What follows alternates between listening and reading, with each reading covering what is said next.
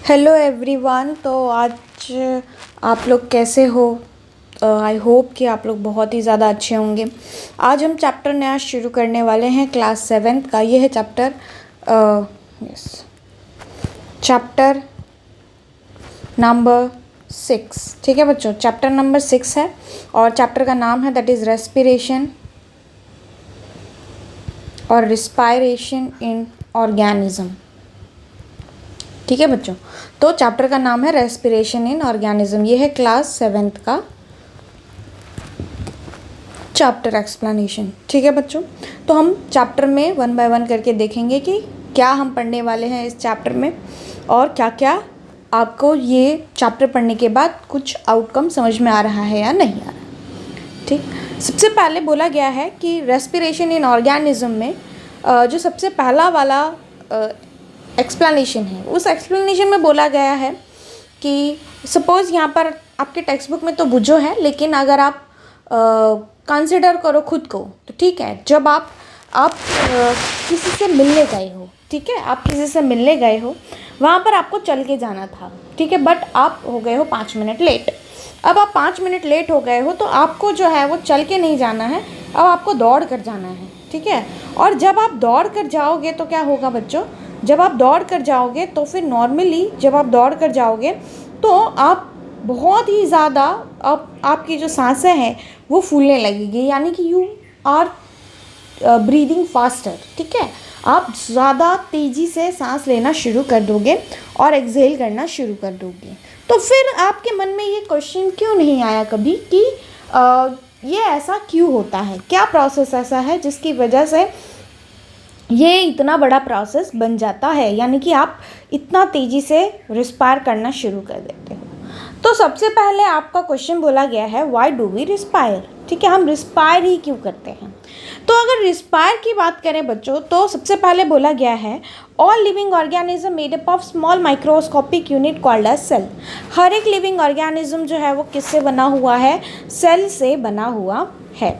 ठीक है बच्चों, किससे बना हुआ है, सेल से बना हुआ है। हर एक लिविंग ऑर्गेनिज्म जो है वो किससे बना है, सेल से बना हुआ है। ठीक है, cell have different function to perform in this organism such as digestion, respiration, transpiration and excretion.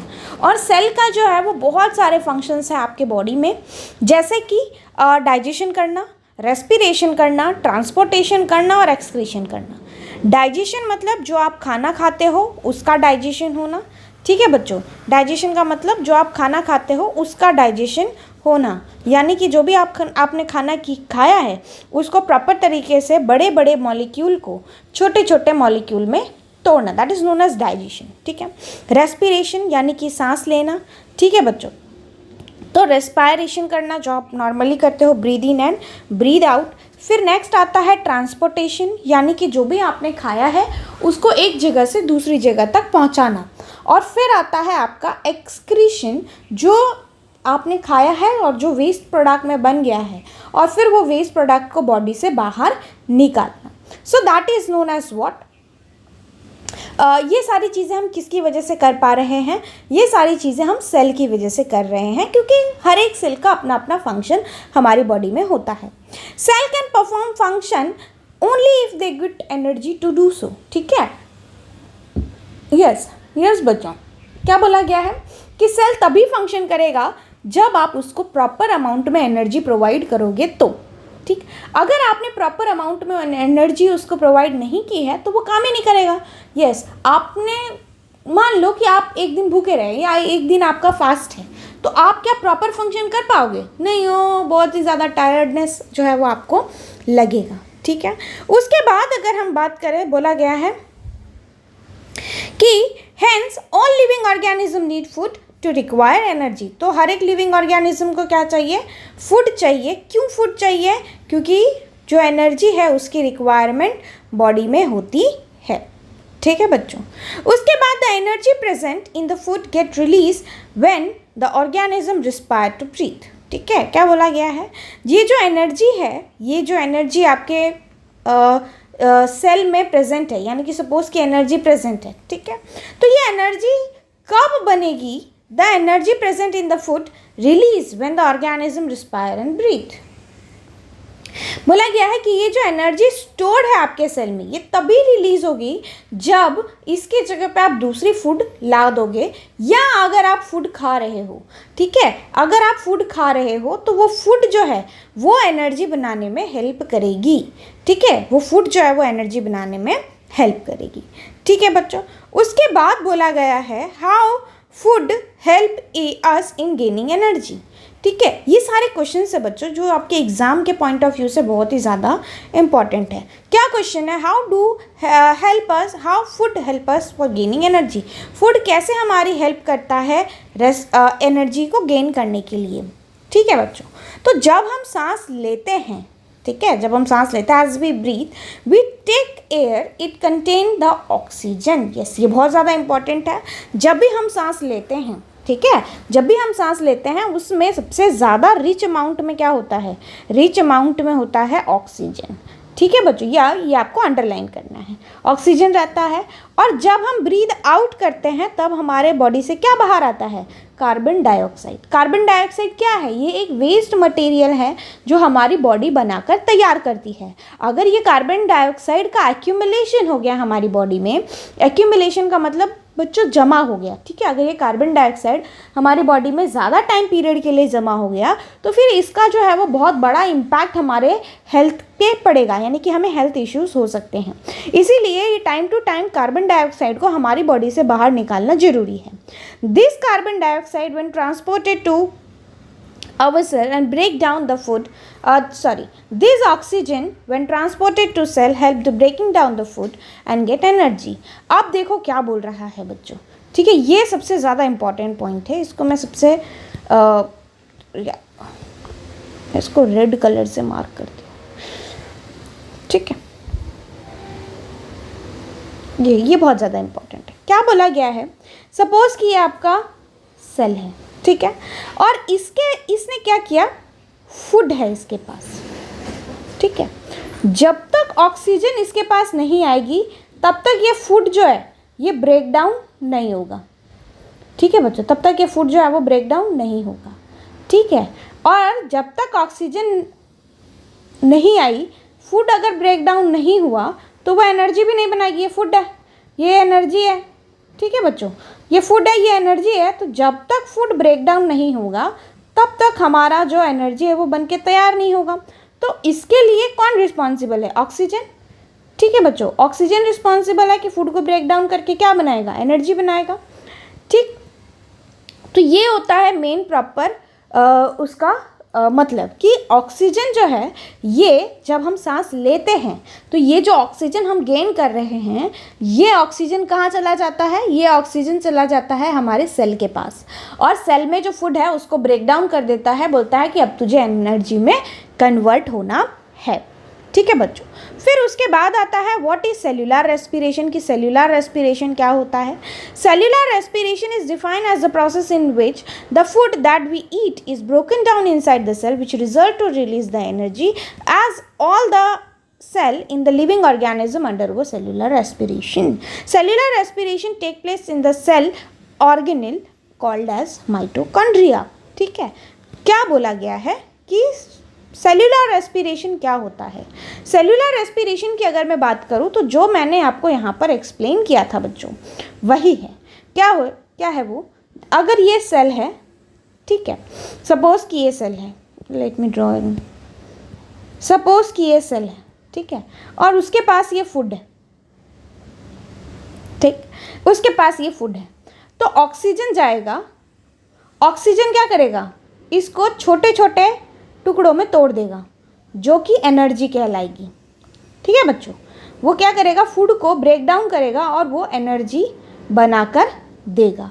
और ये सारी चीज़ें जो है वो सेल के अंदर होती है, इसीलिए इसे सेल्यूलर रेस्पिरेशन कहते हैं।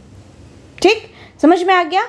और ये सेल के अंदर किधर होती है, मेनली माइटोकॉन्ड्रिया में, माइटोकॉन्ड्रिया में। ठीक है, इसीलिए तो माइटोकॉन्ड्रिया को power house of the cell भी कहा जाता है, कि उसमें जो फूड है उसको ऑक्सीजन जाके ब्रेक डाउन करेगा, और ब्रेक डाउन करने के बाद वो फूड का क्या बनेगा, एनर्जी बनेगा। और ये किधर हो रहा है, माइटोकॉन्ड्रिया में। माइटोकॉन्ड्रिया पूरे सेल के अंदर का एक सेल ऑर्गेनल है। ठीक है बच्चों, तो मैंने कहा था ना कि आपको नोट्स के साथ साथ आपको जो मेन पॉइंट है वो भी मैं आपको सारी चीज़ें डिस्क्राइब करते हुए चली जाऊंगी। फिर उसके बाद बोला गया है oxygen that organism breathe eat react with carbohydrate glucose present in the food result to release the carbon dioxide water and energy।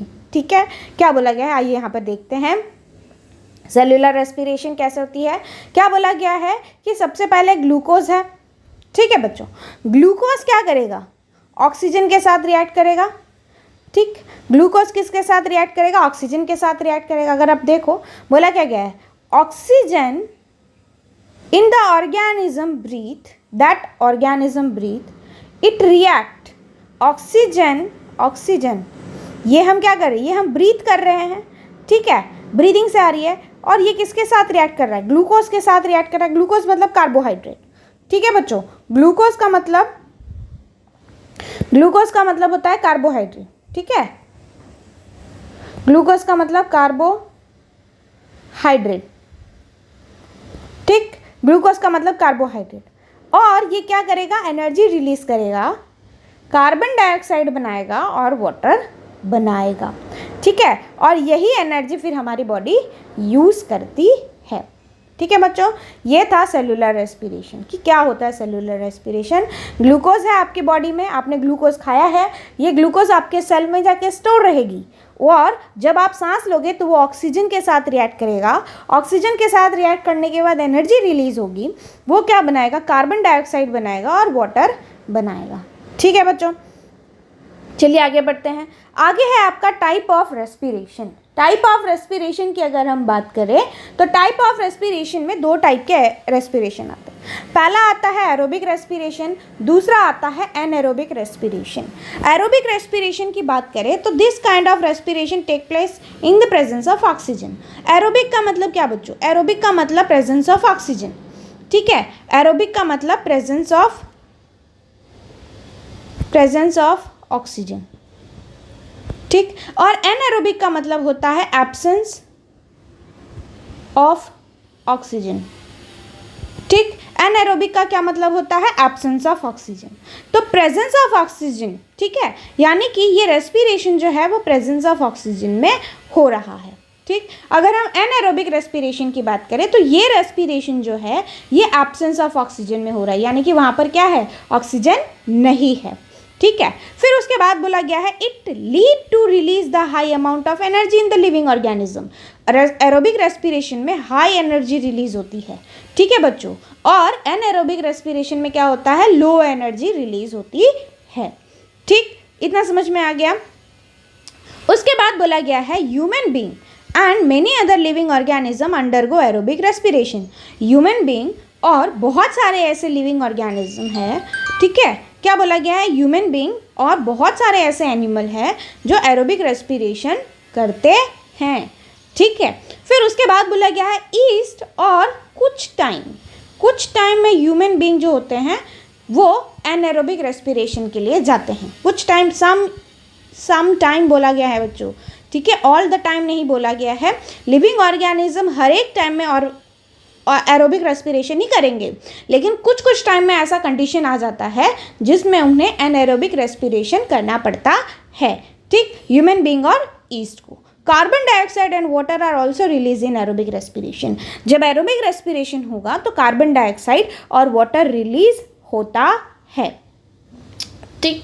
अगर हम एनिमल सेल की बात करें, जो एनिमल के मसल सेल्स होते हैं, ठीक है, एनिमल के जो मसल सेल्स होते हैं, एनिमल मतलब हम लोग, और जो भी एनिमल है वो, उनके जो मसल्स होते हैं वो कभी कभी एनारोबिक रेस्पिरेशन करते हैं, और इसकी वजह से लैक्टिक एसिड बनता है, ठीक है, लैक्टिक एसिड बनता है, और ईस्ट जो है वो एनारोबिक रेस्पिरेशन करता है, और फिर उसके प्रेजेंस में इथेनॉल, कार्बन डाइऑक्साइड बनाता है, और इसे हम लोग एनारोबिक रेस्पिरेशन कहते हैं। ये सारे नोट्स है बच्चों, ये सभी नोट्स जो है वो आपको बहुत ही ज़्यादा काम में आएंगे, तो ये जो है वो 1 बाय 1 आप वीडियो को पॉज करके लिखते चले जाइएगा, ठीक है। तो सबसे पहले ग्लूकोज था, ये ग्लूकोज क्या किया, ग्लूकोज ऑक्सीजन के प्रेजेंस में रिएक्ट किया, ये क्या बना के दे रहा है, कार्बन डाइऑक्साइड और वाटर। ये क्या हो रहा है, एरोबिक रेस्पिरेशन, ठीक है बच्चों, क्या हो रहा है, एरोबिक रेस्पिरेशन। फिर ये ग्लूकोज था, ग्लूकोज को ईस्ट ने किस में कन्वर्ट किया, इथेनॉल और कार्बन डाइऑक्साइड में कन्वर्ट किया। और फिर ये क्या है, एनारोबिक रेस्पिरेशन। ठीक है बच्चों, क्या है, एनारोबिक रेस्पिरेशन है। चलिए अब आगे बढ़ते हैं, एनारोब्स क्या होता है। Organism that can exist in the absence of air that is known as anaerobe. ठीक है, ऐसा लिविंग ऑर्गेनिज्म जो ऑक्सीजन ना हो तो भी अगर वो सर्वाइव कर रहा है तब हम उसे एनारोब्स कहते हैं। ठीक है बच्चों, समझ में आ रहा है। तो लिविंग ऑर्गेनिज्म अगर वो बिना ऑक्सीजन के सर्वाइव कर रहा है तब हम उसे एनारोब्स कहते हैं। ठीक है, they undergo anaerobic respiration hence they get energy even without oxygen. ठीक है, क्या बोला गया है, वो एनारोबिक रेस्पिरेशन इसीलिए करते हैं क्योंकि उनको बिना ऑक्सीजन के भी एनर्जी जो है वो मिल जाता है। जैसे कि एग्जाम्पल में है ईस्ट। ठीक है, ये एक यूनिसेल्युलर ऑर्गेनिज्म है। आपने बेकर ईस्ट सुना होगा बच्चों, जब आपकी मम्मा आपके घर में ब्रेड या फिर कुकीज़ वगैरह या फिर केक वगैरह जब बनाती होंगी तो उसमें ये ईस्ट डाला जाता है। ठीक है बच्चों, ये ईस्ट डाला जाता है उसको स्वेल करने के लिए। ठीक है, यानी कि प्लफी बनाने के लिए। तो ये जो ईस्ट जो है वो क्या है, ये एक यूनिसेल्युलर ऑर्गेनिज्म है। या आप लिख के रखिएगा बच्चों, आपसे फिल इन द ब्लैंक्स में पूछा जा सकता है कि ईस्ट इज़ अ यूनिसेल्युलर और multicellular. It is a unicellular organism. ठीक है, ये यूनिसेल्युलर ऑर्गेनिज्म है और ये ऑक्सीजन के प्रेजेंस में यानी ऑक्सीजन के एब्सेंस में भी अच्छी तरीके से ग्रो कर सकता है। और ये जब ग्रो करता है तब इसके कुछ बाई प्रोडक्ट्स बनते हैं और वो जो बाई प्रोडक्ट्स है वो है इथेनॉल एंड कार्बन डाइऑक्साइड। ठीक है, ये क्या बनाते हैं, इथेनॉल एंड कार्बन डाइऑक्साइड। इसीलिए इसको यूज़ किया जाता है बियर वगैरह बनाने के लिए। ठीक है, जिसमें वो अल्कोहलिक फर्मेंटेशन करते हैं। ठीक है, और इसे क्या कहते हैं, अल्कोहलिक फर्मेंटेशन कहते हैं। ठीक है, anaerobic respiration in human being sometime muscles and the human being are respire without oxygen. Yes, anaerobic respiration जो है ये ह्यूमन बीइंग के अंदर होता है, लेकिन कब हो जाता है बच्चों, जब आप बहुत ही ज़्यादा हैवी एक्सरसाइजेस करते हो, जब आप बहुत ज़्यादा चल लेते हो। जो सपोज़ कि आपको चलने की आदत नहीं है और आपने एक दिन में 10,000 स्टेप 5,000 स्टेप चल लिया। ठीक है, और फिर आपने बहुत ही ज़्यादा हैवी लिफ्ट अप कर ली है, तब ह्यूमन बीइंग में एनारोबिक रेस्पिरेशन होता है।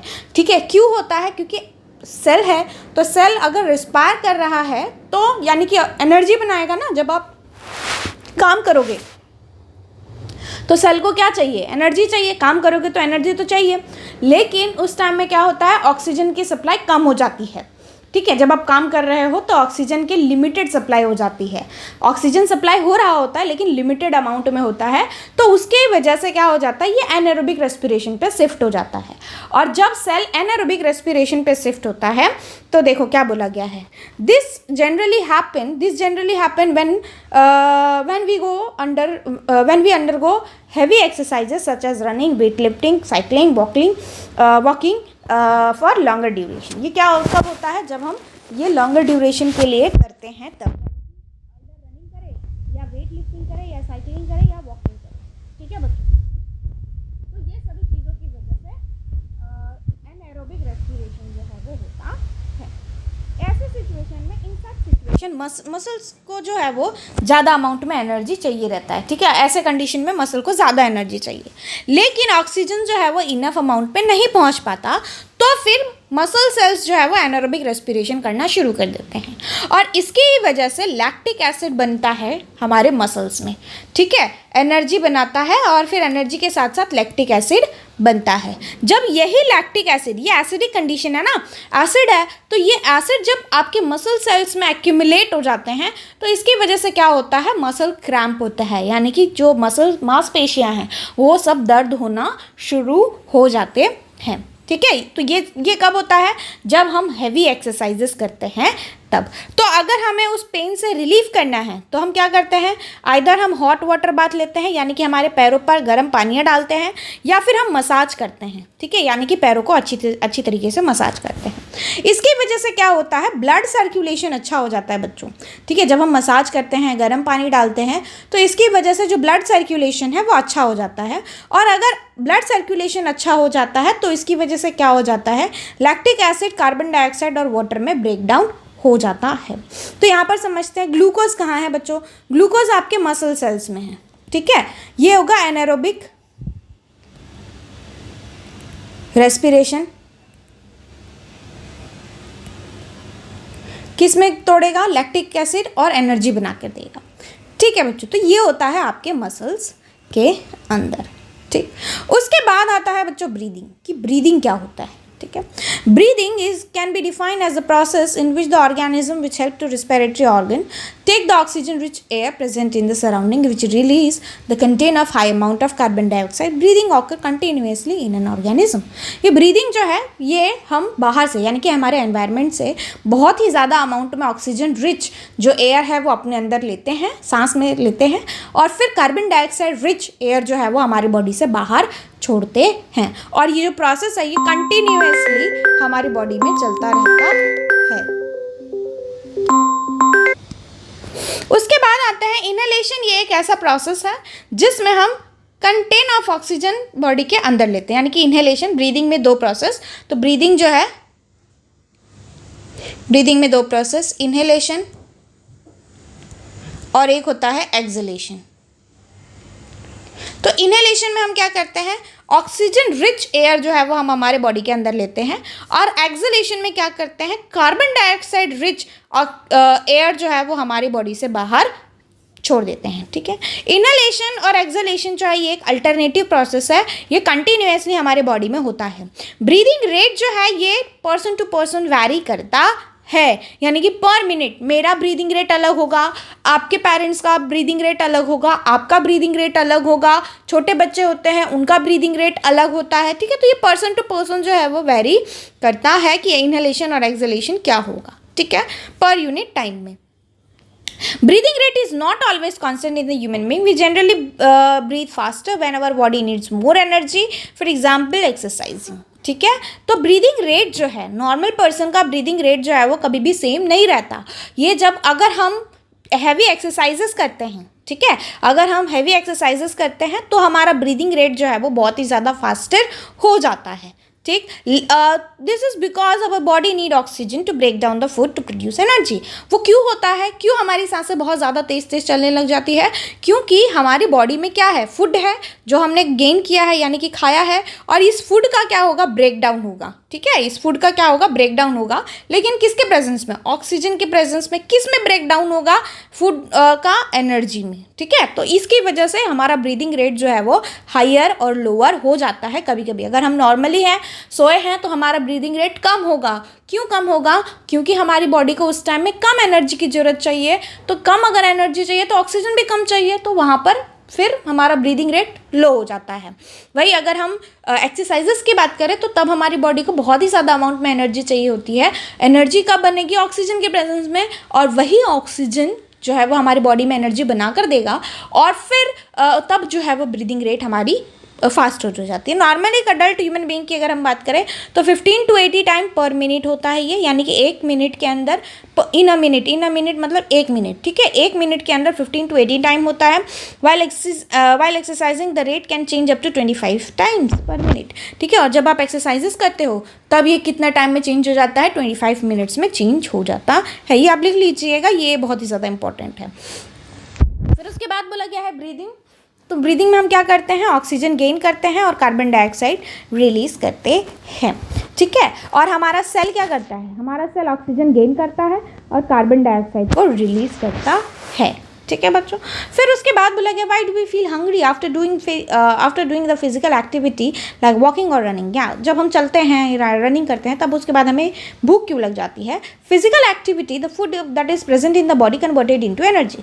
जब हम फिजिकल एक्टिविटी करते हैं या जो भी हम काम करते हैं, उसके बाद हमारे बॉडी में जो फूड प्रेजेंट है उसका पूरी तरीके से ब्रेक डाउन हो जाता है एनर्जी बनाने के लिए।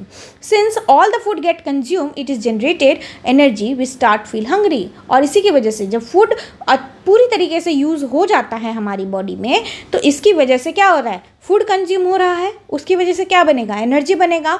और जब एनर्जी बन जाएगी तो फूड तो खा ही हो गया, तो अब हमें क्या भूख लगेगी, एनर्जी की ज़रूरत पड़ेगी, फूड की ज़रूरत पड़ेगी, और ये जो फूड है वो हमें भूख यानी कि जब हम खाना खाएंगे तभी वो फूड जो है वो प्रॉपर तरीके से पूरा होगा। Hence it need in order to gain the more energy we eat more food, ठीक है, और हमें ज़्यादा एनर्जी की ज़रूरत पड़ेगी, इसीलिए हम ज़्यादा फूड खाते हैं।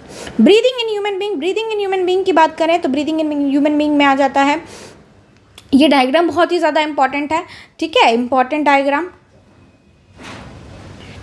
ठीक है, इंपॉर्टेंट डायग्राम है, ये आप याद रखिएगा। सबसे पहले तो नेजल पैसेज होता है, ठीक है, जिसे हम लोग नोस्ट्रिल कहते हैं, ठीक, इसे ये जो छोटी सी होल रहती है ना आपकी नाक में, उसे हम लोग नोस्ट्रिल कहते हैं। और वो जो गैप रहता है, ठीक है, वो जो गैप है उसको हम लोग क्या कहते हैं, नेजल कैविटी, ठीक है, क्या कहते हैं, नेजल कैविटी कहते हैं। फिर उसके बाद आता है ओरल कैविटी, ओरल कैविटी मतलब आपका माउथ है। फिर उसके बाद आता है फैरिंग्स, ठीक है, फिर इसके बीच में रहता है लैरिंग्स, फिर उसके बाद ट्रैकिया, लंग्स, रिब केज, ठीक है, और डायफ्रागम, इसे हम लोग ring of yes, rib cage और फिर डायफ्रागम, ये बहुत ही ज़्यादा इंपॉर्टेंट डायग्राम है। मैकेनिज्म क्या होता है, आइए वन बाय वन करके पढ़ते हैं मैकेनिज्म, ठीक है बच्चों, तो फटाफट से ख़त्म करते हैं, काफ़ी सारे नोट्स हैं। Yes, mechanism of breathing in human being कैसे होता है। सबसे पहले तो air present in the environment we take it through our nostril, travel through the nasal cavity, ठीक है। सबसे पहले हम सांस लेते हैं हमारे नोस्ट्रिल से, नोज होल है ना वहाँ से, और फिर उसके अंदर क्या होता है, नेजल कैविटी, यानी कि वो जो पैसेज रहता है वो नेजल कैविटी है। Then it move towards the wind pipe, फिर उसके बाद कहाँ जाता है, विंड पाइप में, ठीक है। अगर मैं आपको बताऊँ तो यहाँ से अगर हम सांस ले रहे हैं तो नोस्ट्रिल है, नोस्ट्रिल से अंदर जाएगा और फिर यहाँ से जाएगा विंड पाइप में, ये इसे जो है वो विंड पाइप कहते हैं, ठीक है। विंड पाइप में जाएगा, विंड पाइप में जाने के बाद the lungs is located in the chest cavity that is surrounded by ribs, ठीक है। फिर उसके बाद हमारे नीचे यानी कि जो रिब केज है उसके जो चेस्ट कैविटी है वहाँ पर जाएगा। चेस्ट कैविटी में क्या है, चेस्ट कैविटी ये रहा, चेस्ट कैविटी इसे कहते हैं, यानी कि चेस्ट है अंदर से पूरी तरीके से खाली है, उससे हम लोग चेस्ट कैविटी कहते हैं, और उसे लंग्स भी कहते हैं। ये पूरी तरीके से रिब केज से घिरा हुआ रहता है। On the floor of chest cavity the lie of muscle sheet called diaphragm, ठीक है। चेस्ट कैविटी के जस्ट नीचे एक मसल जैसा स्ट्रक्चर है और उसे हम लोग क्या कहते हैं, डायफ्रागम कहते हैं, ठीक है। जब हम रेस्पिरेशन करते हैं, ब्रीथ करते हैं, यानी कि ब्रीदिंग प्रोसेस करते हैं, ये जो रिब केज और डायफ्रागम है इसका मूवमेंट होता है, ठीक है। यानी कि रिब केज और जो डायफ्रागम है ये मूव करेगा। कैसे मूव करेगा, this is because lungs expand contract during breathing, और इसी की वजह से जो लंग्स है वो एक्सपांड और कॉन्ट्रैक्ट करता है ब्रीदिंग और ब्रीद आउट के वक्त, ठीक है। अगर मैं आपको बताऊँ यहीं पे आते हैं, as we take air in, ठीक है, द लंग्स लिफ्ट अप, ठीक है, air it lift up the lungs, ठीक है। जब हम सांस लेते हैं तब हमारे लंग्स थोड़े से ऊपर आ जाते हैं, ठीक है। It move the diaphragm downward, ठीक है, यानी कि लंग्स अगर ऐसे पोजीशन पे है तो ये क्या हो जाएंगे, थोड़े ऐसे पोजीशन पे, यानी कि लंग्स जो है वो अपवर्ड मूव करेंगे, ठीक है, और जो डायफ्रागम है वो नीचे मूव करेगा, ठीक है। सपोज कि डायफ्रागम है तो ये क्या कर रहा है, नीचे मूव कर रहा है।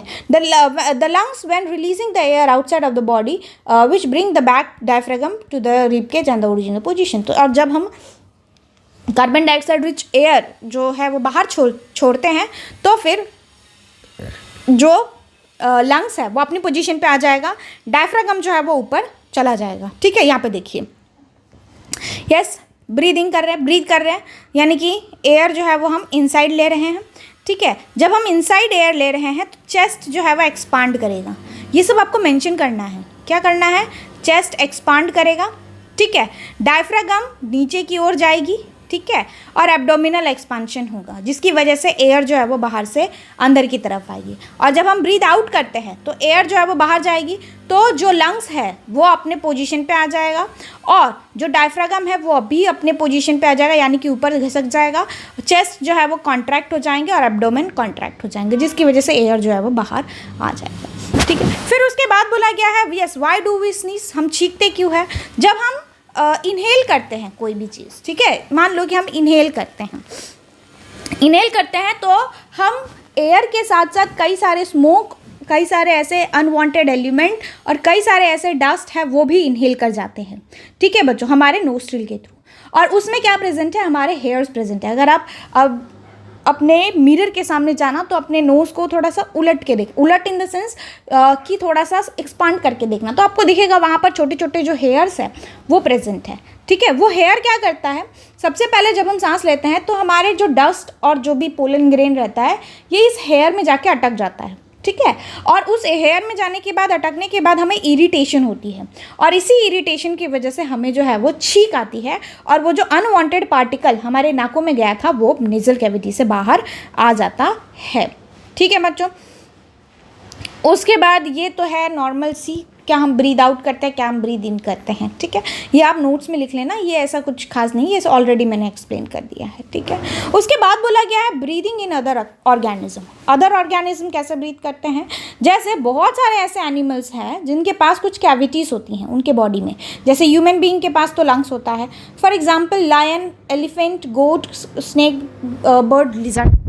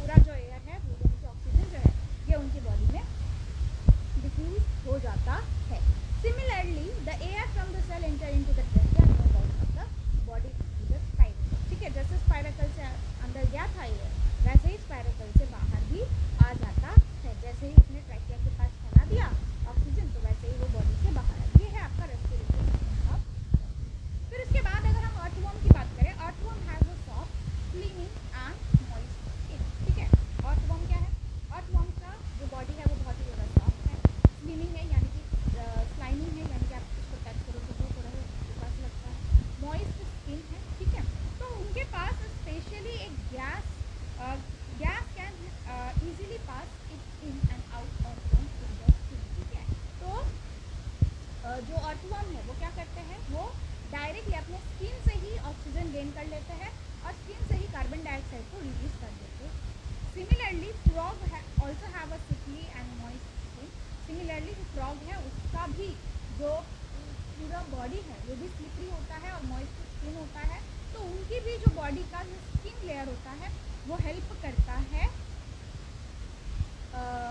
ऑक्सीजन को गेन करने का और कार्बन डाइऑक्साइड को रिलीज करने का। यानी कि जब वो वाटर में रहते हैं तब उनको ये हेल्प हो जाता है, यानी कि वो वहाँ से गेन करते हैं ऑक्सीजन और फिर कार्बन डाइऑक्साइड को बाहर रिलीज कर सकते हैं अपने स्किन से। ठीक है, इवन जो फ्रॉग है उसके पास लंग्स भी है ये काम करने के लिए, तो वो दोनों तरीके से अपना काम करता है। ठीक है भाई, फिर एनिमल्स जो अंडर वाटर है वो कैसे ब्रीथ करते हैं। यस, अंडर वाटर एनिमल है स्पेशल रेस्पिरेटरी ऑर्गन। ठीक है, जो अंडर वाटर एनिमल है यानी कि जो एक्वेटिक एनिमल है उनके पास स्पेशल टाइप का रेस्पिरेटरी ऑर्गन होता है जिसे हम लोग गिल्स कहते हैं। ठीक है, और उनमें एक फोम जैसे स्ट्रक्चर होती है। अगर हम गिल्स की बात करें, ये है गिल्स। ठीक है बच्चों, और इनमें दिख रहा है आपको ये फोम जैसा स्ट्रक्चर रहता है, तो वो क्या करते हैं यहाँ से वाटर गेन करते हैं। ठीक है, वाटर का फॉर्मूला क्या है, H2O। उनको ये ऑक्सीजन यहाँ से मिल जाता है, वो वाटर गेन करते हैं, ऑक्सीजन यहाँ रख लेते हैं और H2 को बाहर निकाल देते हैं। और ये जो है वो हाईली वैस्कुलर होता है, यानी कि ब्लड वेसल से गिरा हुआ होता है, तो वो डायरेक्ट अपनी बॉडी में ऑक्सीजन को डिफ्यूज करवा देते हैं। ठीक है, ऑक्सीजन को अंदर भेज देते हैं। Gills allow the exchange of gases between animals and the water. ठीक है, गिल्स जो है वो उनको हेल्प करता है ऑक्सीजन या कार्बन डाइऑक्साइड को एक्सचेंज करने के लिए। Some animals called amphibians can breathe on land by lungs and through the moist skin under water, for example frog and toads. क्या बोला गया है कि कुछ ऐसे एनिमल्स हैं जैसे एम्फीबियंस है। एम्फीबियंस हम किसे कहते हैं? जो पानी पे भी रह सकता है और जो लैंड में भी रह सकता है, ठीक है, यानी कि पानी में भी रह सकता है और लैंड पे भी रह सकता है, तो उसे हम लोग एम्फीबियंस कहते हैं।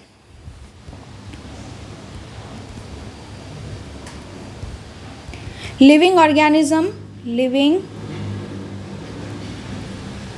organism live on both land and water called amphibian,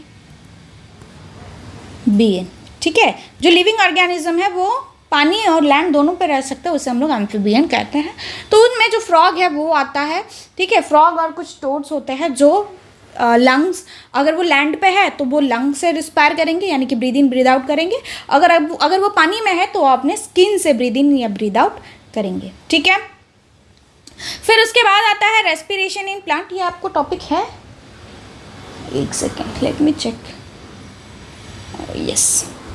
फिर आता है रेस्पिरेशन इन प्लांट। तो रेस्पिरेशन इन प्लांट की बात करें, we know that the plant also respire, ठीक है। प्लांट जो है वो भी रिस्पायर करते हैं। They take in carbon dioxide, ठीक है, वो कार्बन डाइऑक्साइड गेन करते हैं हमारे एटमॉस्फेयर से, जिसके थ्रू वो फोटोसिंथेसिस परफॉर्म करते हैं। क्यों करते हैं? क्योंकि उनको फूड बनाना रहता है। As a result photosynthesis in plant it release out oxygen, ठीक है। तो वो क्या करते हैं? कार्बन डाइऑक्साइड, हम क्या करते हैं? हम कार्बन डाइऑक्साइड रिलीज करते हैं और ऑक्सीजन गेन करते हैं। सेम वे जो प्लांट रहते हैं वो कार्बन डाइऑक्साइड गेन करते हैं और ऑक्सीजन रिलीज करते हैं, ठीक है। तो ये उल्टा होता है प्लांट और ह्यूमन बीइंग में। All the part of the plant can independently respire, that is they can take the carbon dioxide and release oxygen their own, ठीक है। जैसे हमारे पास एक प्रॉपर तरीके से सिर्फ एक नाक ही है जहाँ से हम सांस ले सकते हैं और सांस छोड़ सकते हैं, लेकिन प्लांट का हर एक पार्ट जो है, यानी कि जहाँ पे भी स्टोमाटा प्रेजेंट होगा वहाँ पर वो क्या करेगा? कार्बन डाइऑक्साइड गेन करेगा और ऑक्सीजन को रिलीज करता है, यानी कि हर एक पार्ट जो है वो खुद का सांस ले सकता है, ठीक है, यानी कि ब्रीद इन या ब्रीद आउट कर सकता है। The leave of the plant have stomata present over them, this is the pore like structure. ये छोटे छोटे पोर होते हैं जो कि एक्सचेंज, जैसे कि अगर हम ये लीफ की बात करें तो इनमें जो है वो स्टोमाटा रहेंगे, यानी कि छोटे छोटे होल प्रेजेंट रहेंगे। वो इसी होल्स के थ्रू, इसे ही स्टोमाटा कहते हैं। छोटे छोटे पोर्स जो है ना वो स्टोमाटा होता है। वो क्या करता है? कार्बन डाइऑक्साइड गेन करता है और ऑक्सीजन को रिलीज करता है, ठीक है। The woody stem of the plant also respire, yes, woody stem जो होता है प्लांट का वो भी रिस्पायर करता है, क्योंकि उनके पास स्पेशल टाइप के सेल्स होते हैं जिसे हम लोग लेंटी सेल्स कहते हैं। ये जो सेल्स होता है ये इनके पास एक इंटरसेल्युलर स्पेस होती है जहाँ से वो एक्सचेंज ऑफ गैसेस कर सकते हैं।